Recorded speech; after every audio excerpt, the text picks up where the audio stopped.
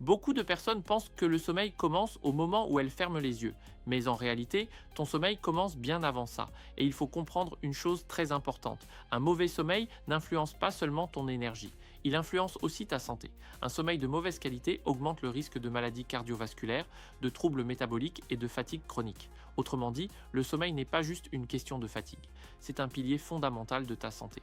Et dans cette vidéo, je vais te montrer quelque chose de très simple, les 90 minutes clés avant le sommeil qui peuvent transformer la qualité de ta nuit. Tu penses vraiment que ton cerveau peut passer de l'hyperactivité de la journée au sommeil profond en quelques minutes? En réalité, ton cerveau a besoin d'une transition, un signal clair qui lui dit « la journée est terminée ».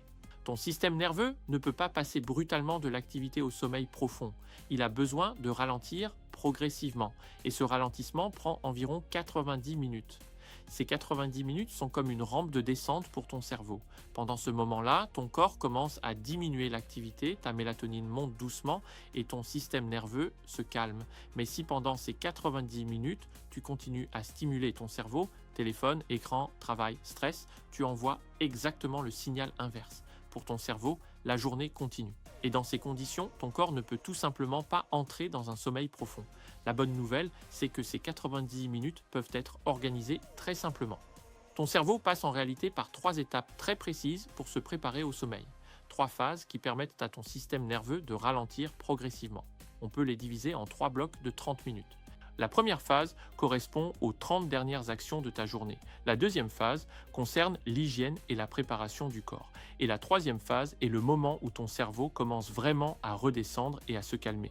Quand ces 3 étapes sont respectées, ton corps comprend que la journée est terminée. Et c'est là que le sommeil devient beaucoup plus naturel. Commençons par la première phase, les 30 dernières minutes d'activité de ta journée. C'est le moment où ton cerveau doit comprendre que la journée est en train de se terminer. Beaucoup de personnes font exactement l'inverse. Elles répondent encore à un dernier message, elles regardent encore un peu les informations, elles vérifient leur mail, elles terminent un dernier dossier, ou elles passent encore quelques minutes sur leur téléphone.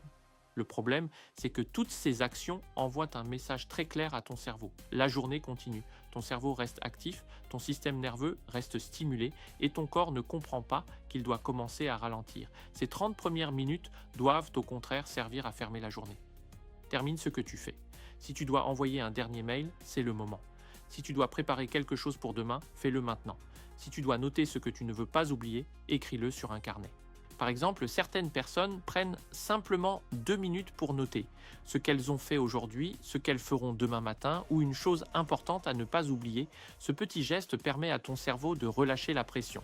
C'est comme si tu fermais progressivement les portes de ta journée parce que ton cerveau a besoin de ce signal très simple. La journée est terminée et quand ce signal est clair, ton corps peut enfin commencer à préparer le sommeil. Et il y a une raison biologique très simple derrière ça. Quand tu continues à répondre à des messages, à travailler ou à regarder ton téléphone, ton cerveau reste en mode activité. Il libère encore des hormones qui maintiennent ton corps éveillé. La principale s'appelle le cortisol. Le cortisol, c'est l'hormone de l'action. C'est celle qui te permet de réfléchir, de décider, de rester concentré. Le problème, c'est que tant que cette hormone est élevée, ton cerveau ne peut pas lancer le processus du sommeil.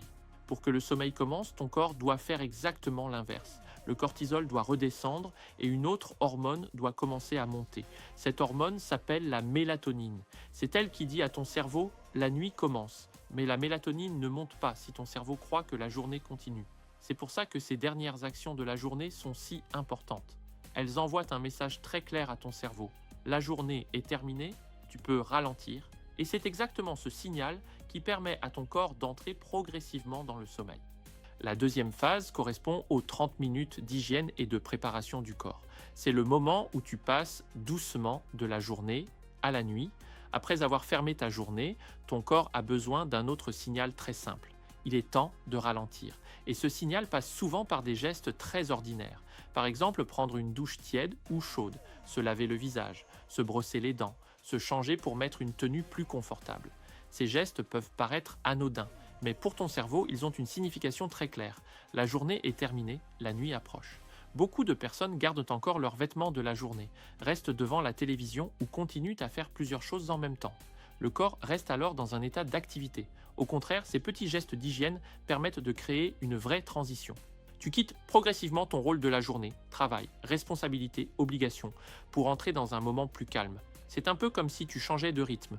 Ton corps ralentit, ta respiration devient plus calme et ton système nerveux commence à se détendre.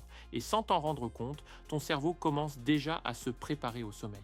Et là encore, il y a une raison biologique très simple derrière ces gestes. Quand tu prends une douche chaude, quand tu te changes ou quand tu te laves le visage, ton corps commence à modifier son état physiologique. Par exemple, la chaleur de la douche provoque une légère augmentation de la température de ton corps. Et juste après, quand tu sors de la douche, ton corps commence naturellement à redescendre en température. Et cette baisse de température est un signal très important pour le cerveau parce que chaque nuit, lorsque ton corps se prépare à dormir, ta température interne baisse légèrement. C'est l'un des signaux naturels qui annoncent au cerveau que la nuit commence. Ces gestes d'hygiène participent aussi à calmer ton système nerveux. Ta respiration ralentit, tes muscles se relâchent, ton corps quitte progressivement l'état d'activité de la journée. C'est exactement ce passage progressif qui permet à ton organisme de basculer vers le sommeil. Sans cette transition, ton cerveau reste trop longtemps en mode vigilance. Mais quand tu prends ce moment pour préparer ton corps, tu aides ton organisme à entrer naturellement dans la phase de repos. La troisième phase correspond aux 30 dernières minutes avant de dormir. Et cette fois, c'est vraiment le moment où ton corps doit redescendre complètement. La journée est terminée, les tâches sont fermées. Ton corps est prêt à ralentir. Ces 30 minutes doivent être un moment de calme. Par exemple, certaines personnes aiment lire quelques pages d'un livre. D'autres préfèrent mettre une musique douce, baisser les lumières de la maison et simplement se poser un moment. Parfois, une petite marche tranquille dehors peut aussi faire beaucoup de bien. Quelques minutes à l'air frais, quelques pas lents, juste pour laisser la journée derrière soi. Ce n'est plus le moment de faire du sport intense. On peut dire en souriant, si tu fais ton jogging à ce moment-là, ton cerveau ne va pas comprendre que la nuit arrive. Au contraire, ces minutes doivent être les plus calmes de ta soirée. Une lumière tamisée, un environnement tranquille, un moment sans stimulation. Parce que c'est dans ce calme que ton cerveau comprend vraiment une chose. Il est temps de dormir. Et cette dernière phase est probablement la plus importante pour ton cerveau. Parce qu'à ce moment-là, ton système nerveux commence vraiment à changer d'état. Pendant toute la journée, ton corps fonctionne principalement avec ce qu'on appelle le système nerveux sympathique. C'est le système de l'action, celui qui te permet de travailler, de réfléchir, de prendre des décisions, de rester alerte. Mais pour dormir, ton corps doit activer un autre système, le système nerveux parasympathique. C'est le système du repos, de la récupération et de la réparation. Quand tu ralentis ton activité, quand tu baisses la lumière, quand tu prends un moment calme, ton cerveau comprend que le danger est passé. Ton rythme cardiaque ralentit, ta respiration devient plus calme, tes muscles se détendent. Et c'est à ce moment précis qu'une hormone très importante commence à entrer en jeu, la mélatonine. La mélatonine est souvent appelée l'hormone du sommeil. Elle est produite dans ton cerveau lorsque la lumière diminue et que ton corps comprend que la nuit arrive. Mais cette hormone ne peut pas monter si ton cerveau est encore stimulé. Si la lumière est trop forte, si tu regardes encore des écrans, si ton cerveau est encore en mode activité, la production de mélatonine reste bloquée. En revanche, quand tu crées ce moment de calme, ton cerveau reçoit un message très clair, la nuit commence. Et c'est ce signal qui permet à ton corps d'entrer naturellement dans le sommeil. Alors maintenant, prenons un instant pour conclure. Comme tu viens de le voir, le sommeil ne commence pas au moment où tu fermes les yeux. Il commence bien avant ça. Il commence dans ces 90 minutes avant la nuit. Ces 90 minutes sont comme une descente progressive pour ton cerveau, une transition entre la journée et le repos. Quand tu fermes ta journée, quand tu prépares ton corps et quand tu prends un moment pour ralentir, ton cerveau comprend enfin une chose très simple. La journée est terminée et quand ce signal devient clair, ton sommeil change. Tu t'endors plus facilement, tes nuits deviennent plus profondes, ton corps récupère mieux et le lendemain matin, tu ne te réveilles plus avec cette sensation de fatigue permanente. Parce que bien dormir ne sert pas seulement à se reposer. Le sommeil influence ton énergie, ton humeur, ta mémoire, ton système immunitaire et même ta santé sur le long terme. C'est un pilier fondamental de ta vie. Alors maintenant, la vraie question est simple. Est-ce que tu vas essayer ? Pas besoin de tout changer. Commence simplement par protéger ces 90 minutes avant le sommeil. Ferme ta journée, prépare ton corps et offre à ton cerveau ce moment de calme dont il a besoin. Teste-le dès ce soir. Observe ce qui se passe dans ton sommeil. Parce que parfois, ce ne sont pas les grandes décisions qui transforment nos nuits, mais les petites habitudes du soir. Si cette vidéo t'a aidé à comprendre ton sommeil, abonne-toi pour ne rien manquer et partage-la à quelqu'un qui dort mal.